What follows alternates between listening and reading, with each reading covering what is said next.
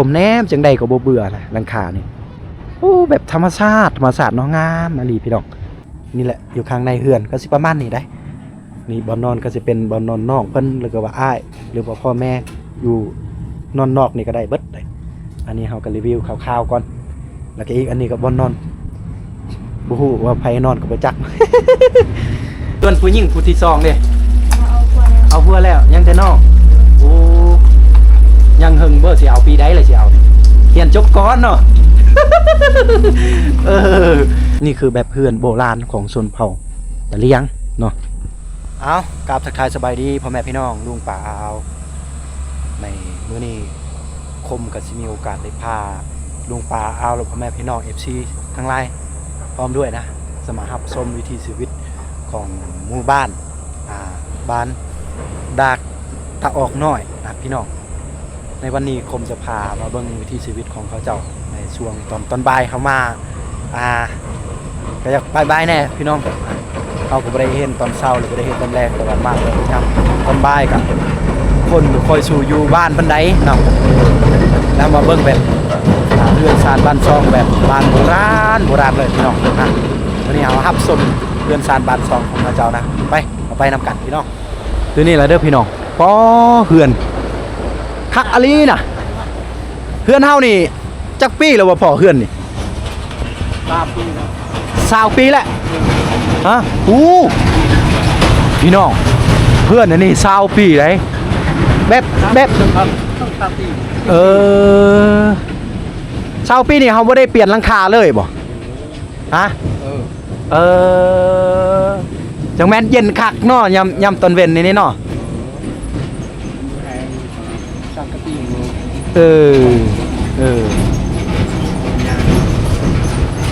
บอกจากครอบครัวบอกบ้านเฮานี่คือว่าบ้านน้อยๆ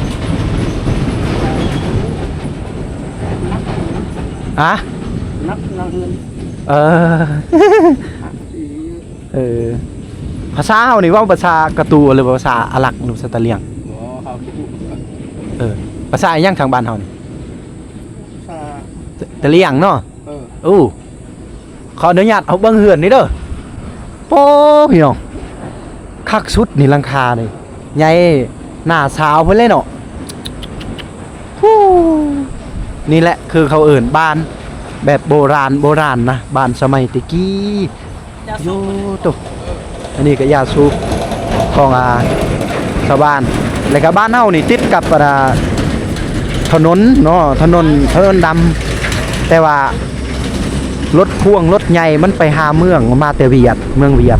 แล้วก็เลยเละเพะเบิดนะพี่น้องชาวบ้านเฮาต้องระมัดระวังเด้ออยู่บ้านนี่เฉพาะเด็กน้อยนี่ต้องเบิ่งแย่งดีๆได้เนาะนี่ตัวนี้ก็คือกันพี่น้องอย่าคล้ายคือว่าพวกเฮ็ดปวกกันเด้ตัวขอโทษขออภัยนำพ่อแม่พี่น้องหลายๆนะนี่ผมว่าใกล้ไปแล้วก็เห็นว่าโอ้บ้านนี้คักอลีพี่น้องแต่ว่าเขาเสียมันหลักไรนำรถพ่วงนี่แหละบ่ได้มันบ่ได้ฟิวนะพี่น้องเพิ่นก็สิตากไว้ยาวสูบมานี่ได้เนาะนี่เบิ่งพี่น้องเพราะว่าส่วนหลายอยู่เขตดักจึงนี่เขาสิสูบยาแบบกอกใหญ่ๆนะนี่แหละยาสูบเพิ่นแล้วก็อันนี้คือผ้าเขาที่ว่าเพิ่นบ่ใส่แล้วเนาะแล้วเพิ่นมาตากไว้โอ้สุดยอดคมมักเฮือนเขานี่พอเพิ่นว่านานกว่าได้ประมาณ10 ปลายปีหรือถึง20 ปีแหละเฮือนนี่หมายความว่าบ่ได้เปลี่ยนเลยหลังคานี่โอ้มันก็แม่นแล้วเว้ยเพราะว่าหลังคาหน้านานสิบางทีก็ทนกว่าสังกะสีธรรมดาได้แล้วก็ยังมีแบบเฮือนใส่สังกะสีอยู่แต่ก็เพิ่นก็ยังมักแบบโบราณในการใช้ชีวิตนะแบบคือหลังคาล่ะพี่น้องตัวนี้กับเบียร์คาเฟ่เนาะโอ้ส่วนหลายกับทางบ้านเฮาก็สิปลูกคาเฟ่ได้เนาะอาชีพของเขาเจ้านี่เบียร์คาเฟ่น้อยๆเพราะว่าปัจจุบันนี้คนกินคาเฟ่หลายเนาะเฮาปลูกคาเฟ่นี่มาเฮ็ดแบบชวนเฮานี่บ่ผิดแหละพี่น้องโอ้ อ้มันบ่ได้ฟิวน้ำรถใหญ่นี่แล้วขอโทษขออภัยน้ำพี่น้องต้องอดเอาเด้อนะ มาเบิ่งเหือนเขานี่โอ้รถใหญ่นี่จังแม่นเลยเนี่ยเนาะนี่ตัวไล่เพิ่นก็สิแก่ทรายแก่หินอีหยังนะเพราะว่าเยอะจึงนี่เขาเฮ็ดอันนั้นไฟฟ้ากลางหันลมนะพี่น้องเขาเฮ็ดไฟฟ้ากลางหันลมแล้วก็มันต่างเครื่องเขาเฮ็ดไฟฟ้านะโอ้โตนี่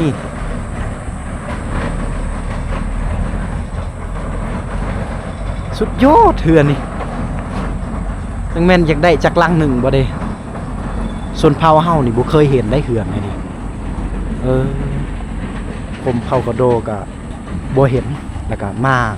บ้านนี้ก็ได้เห็นเหือนนี่ป้อสุดยอดอันนี้ทุกคน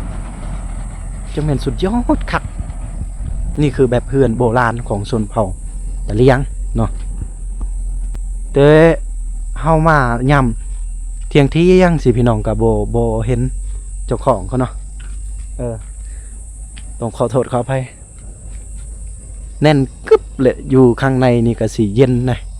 แต่กับข้อเสียก็มีขี้ฝุ่นเยอะนะเครื่องคล้องไงยังกะโยขี้ฝุ่นนี่บ่อยากบรรยายเลยโอ้อันนี้คือเหือนของแต่ละบ้านแต่ละชนเผ่ากับบุคือกันได้เหือนของชนเผ่าตะเลียงอีกแบบนึงได้พี่น้องส่วนชนเผ่ากระโดคมนี่ก็อีกแบบนึงเฮ้ยโลบ่มีคนอยู่เลยเพิ่นล็อกเบิดเลยเนาะโอ้โหสุดยอดเลยเฮามาเบิ่งการใส่น้ำของชาวบ้านเฮาถือว่าการใส่น้ำก็สะดวกสบายเด้เนาะนี่เพิ่นก็สิมีน้ำดึงมาจากคูบ่โอ้น้ำเย็นๆเลยเด้เนาะนี่โอ้รถพ่วงเยอะแยะเลยนะทางนั่นก็มีแต่เพื่อนโอ้หลังคาเพิ่นเฮ็ดสูงแท้สูงวาพี่น้องเนาะพุ่นสูงกว่าเฮือนเลยพอดีได้เห็นเฮือนน้อยเดียวนะมีแต่เฮ็ดหลังคาเนาะ นี่ซูมให้ทุกคนเบิ่งนี่โอ้โตนี่พี่ได้เห็นแปลนไม้นี่น้อยเดียวแต่ว่าหลังคานี่สูงสุดเพิ่นเฮ็ดเย็นได้เนาะคือหลังนี้อีกพี่น้องยูถ้าผู้ใดไกลไปไกลมาลินมาเที่ยวก็อย่าลืมมาแวะรับชมเขื่อนสไตล์ชนเผ่าเฮาในเด้อพี่น้องโอ้คักอะไรทางนี้เพิ่นปลูกกาแฟหลายเด้โอ้บายดี โอ้เห็ดยังบ่เด้โอ้มีคนอยู่ข้างในเด้ โอ้ไปใส่เบิดคนบูเห็นอยู่เหือนเนาะกำลังเห็ดกินบ่โอ้มาที่สวนเนาะขึ้นไปลิ้นนำได้บ่นี่พี่น้องข้างในนี่เย็นกึบเลยเด้โอ้เย็นนะลี่ได้เนาะสบายดิ ป้าขักอะไรเนาะเหือนนี่เนาะหลังคานี่โอ้ตัวบ่เคยเห็นนะ โอ้สุดยอดโอ้นี่เพิ่นยังใส่แบบวิธีดั้งเดิมในการตำข้าวขออนุญาตขึ้นได้เด้อนี่คือว่าเพิ่นตำอยู่เทิงเลยได้เนาะเอาเวลาตำข้าวตำอยู่เทิงเลยบ่ล่ะโอ้ป้าพี่น้องแต่ละบ้านนี่บ่คือได้ชุดบ้านเฮานี่ตำอยู่กองตารางเนาะแต่ว่าอันนี้เขาตำอยู่เทิงเลยป้าคักเลยอยากเบิ่งบรรยากาศตอนเขาเจ้าตำข้าวนี่เนาะเฮาเสียดายเฮาบ่ได้มายามแรงๆค่ำๆสินะถ้าเฮามายามแรงสิได้เห็นวิถีชีวิตของเขาเจ้ายามแรงเลยเรามายามเว้นแน่จักหน่อยเบิ่งน้องหลาเพิ่นเฮ็ดหยังนี่อ้ายเข้าไปได้บ่ได้ โ โอ้ไอ้มารับชมวิถีชีวิตชาวบ้านเฮาก็เบิ่งนี่จะเบิ่งพี่น้องหญ้านี่แน่นกึกเด้เนาะอ๋อโตเพิ่นสิมัดแบบจังซี่เด้เป็นตอกอ๋อเนาะมัดนี่อุ้ยอีเจียมนี่เพิ่นมัดหลายๆแล้วก็มุงเอาเนาะโอ้สบายดีนี่ปลามาลิ้นซื้อได้บ่ได้มีหยังเด้ มาลิ้นมาเที่ยวแล้วก็เลยเห็นเพื่อนคือคักแท้ว่ะในหมู่บ้านเฮาโอ้นี่คือข้างในโดยโอ้พ่อแม่ไปใส่หมดบ่เด้เอ้าพ่อแม่บ่ฮู้อีกเราไปใส่ น่าโอ้น้องสาวเพิ่นพอดีตอนรับทีมงานเฮาไปลิ้นไปเที่ยวแล้วก็แวะขึ้นเฮือนหน่อยนึงพักผ่อนหน่อยนึงพี่น้องนี่ โอ้อันนี้คือเห็นเนี่ยข้างในได้เนาะส่วนหลายเฮาก็เห็นข้างนอกแต่ว่าข้างในนี่เย็นนะนี่ข้างนอกนี่ร้อนแต่ว่าข้างในนี่โยเย็นปานแอร์พุ่นน่ะจนเพิ่นยังสิได้ก่อไฟอีกเนาะดังไฟอยู่ในอ๋อความเย็นนี่โอ้สุดยอดมากแต่ว่าบรรยากาศมันมืดๆในจักหน่อยเลยเพราะว่าข้างในเนาะโอ้โหพี่น้องนี่แหละอันเฮามักผจญภัยแล้วก็มักเที่ยวชนบทนะเราก็จะได้เรียนรู้ได้เห็นเรือนสานบ้านซองและการทำมาหากินของชาวบ้านนะแต่ละหมู่บ้านคือกันได้ในข้อเสียเยอะนี่ก็รถพ่วงแล่นไปแล่นมาตลอดแล้วมันบ่ได้ฟิลพี่น้อง เอามื้อนี้โอ้โธ่นี่น้องสาวเพิ่นก็งามเด้เนาะหรือว่าเมียเขาบ่จักผู้สาวบ่ มีผัวละยังโอ้ผู้สาวซำนี่โอ้ผู้สาวเฮือนละกิสมพอเฮือนก็งามผู้สาวก็งามอีกได้บัดนี้น่ะ เพิ่นมาที่สวนนะน้องสาวเพิ่นไปสวนแล้วพอดีบ่าวคมเห็นแล้วก็ขอขึ้นเฮือนหน่อยนึงนี่มันกำลังสิก่อไฟกำลังเฮ็ดกินถ่าพ่อแม่บ่นี่โอ้นี่น้องหลาเพิ่นกำลังสิเฮ็ดกินถ่าพ่อแม่มาแต่ให้มาแต่สวนนี่แหละเราจะได้เห็นวิถีชีวิตของเขาเจ้าฟืนของเขานี่เขาสิผ่าเครื่องแบบใหม่ใหญ่ๆเนาะแล้วก็ผ่าเครื่องผ่าเทื่อละเล็กเทื่อละสิ้นเทื่อละน้อยสินะสินึ่งข้าวบ่น่ะโอ้เพิ่นเฮ็ดกินเฮ็ดอีหยังเลยของกินนี่โอ้นี่น้องลาเพิ่นกำลังสิเฮ็ดกินได้เนาะเฮ็ดกินท่าพ่อแม่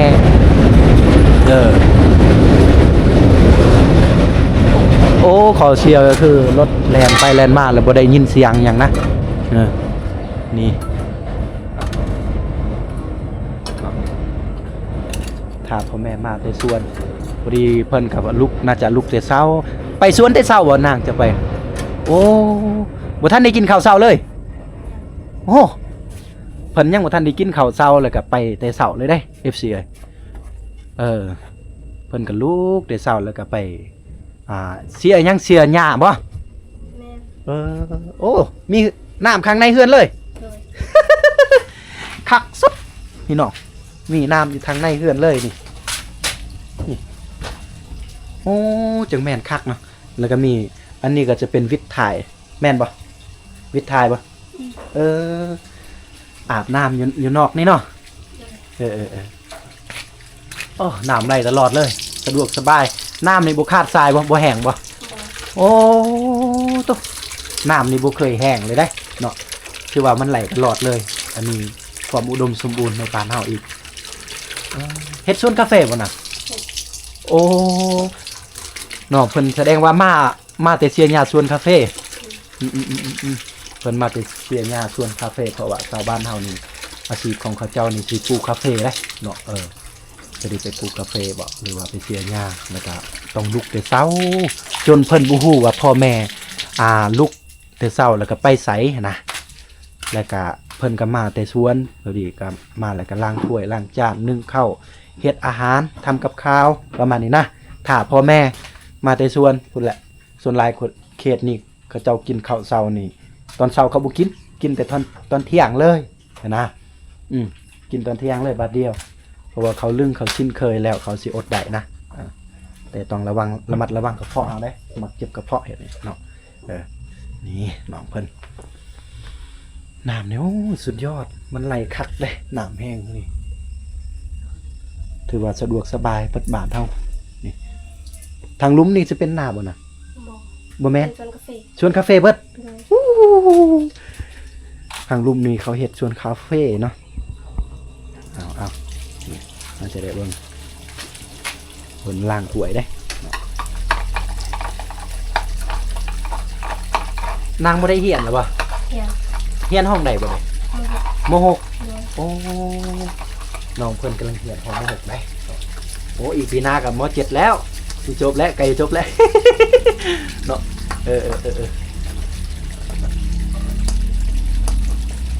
สาวม.6โอ้เฮียนอยู่ม.ซอยู่เมืองนี่แหละเนาะโอ้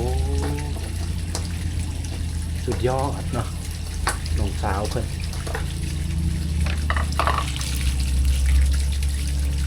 นี่ไอ้น้องกันจักคน7 คนผู้หญิงเบิดบ่ผู้หญิง2ผู้ชายโอ้เอาเมียหมดแล้วเนาะผู้ชายเนาะแต่ส่วนผู้หญิงผู้ที่2เด้เอาผัวแล้วยังแต่น้องโอ้ยังหึงบ่สิเอาปีใดล่ะสิเอาเรียนจบก่อนเนาะเรียนจบก่อนจังเอาผัวบ่ยากดอกผัวเอามืออื่นเอามือนี้ก็ได้ว่าซ่านการทำเหียนให้เราตั้งใจเหียนก่อนนะบ่ยากบางทีวาสนาเฮาสิได้เวียกเสริมหรือว่าเฮาสิได้อาชีพในอนาคต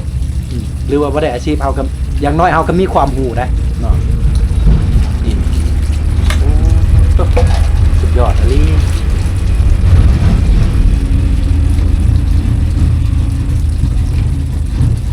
เอาบ่ได้ไปเหียนบ่วันอีหยังมื้อนี้เซ็งแล้วล่ะโอ้วันพุธเนาะน้องเพิ่นเซ็งแล้วเอาเลยข้างในใจเป็นยังบ่ไปเฮียนเนาะเพิ่นเซ็งแล้วก็กลับมาอยู่บ้านแล้วก็มาช่วยเวียกพ่อแม่โอ้ตกคักสุดพี่น้องฝากไปให้กำลังใจอายเด้ออยู่ใน2 YouTube อายคมเผากระโดอาจสิได้ปล่อยใน YouTube วิถีชีวิตในหมู่บ้านเฮานี่ข้างนี่พี่น้อง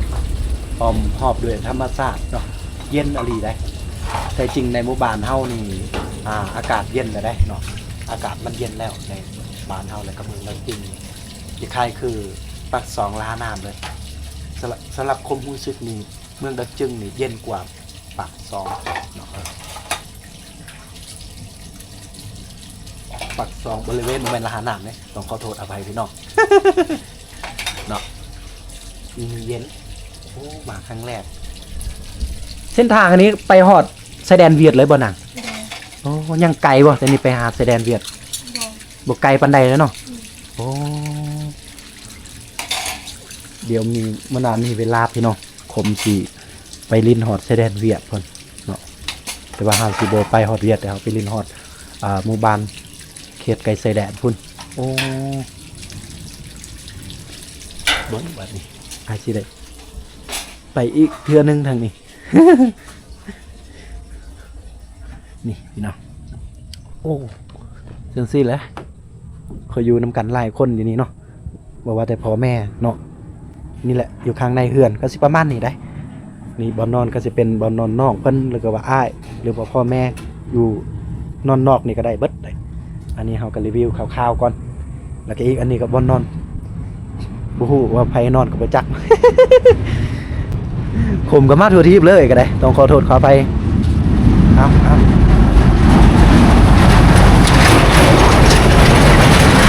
โอ้รถอันนี้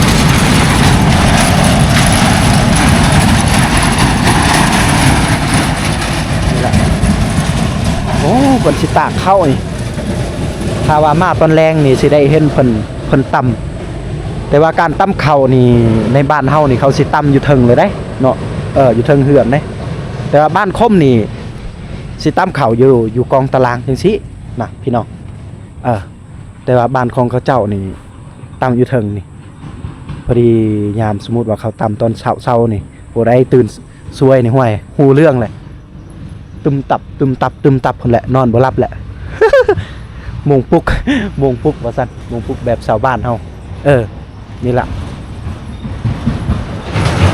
คือว่าบ้านเฮาก็บ่พอเท่าใดครอบครัวเนาะบ้านตอกน้อยบ่พอเท่าใดครอบครัวได้แต่ว่ายังมีอีกบ้านที่ว่าต้องเข้าไปในอีกโอ้โหคมแนมจังใดก็บ่เบื่อนะหลังคานี่โอ้แบบธรรมชาติเนาะงามอีหลีพี่น้องสุดยอดนะคือว่าเขาอยู่ติดกับถนนดำโอ้น้องเพิ่นว่าเมื่อกี้ลงนี่ก็สิเป็นสวน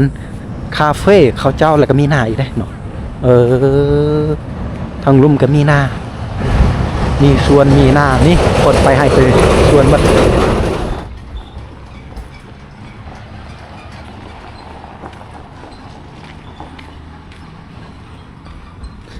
บางที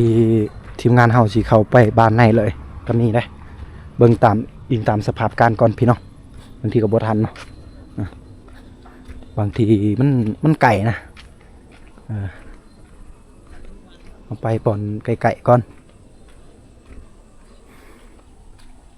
โอ้สุดยอดเลย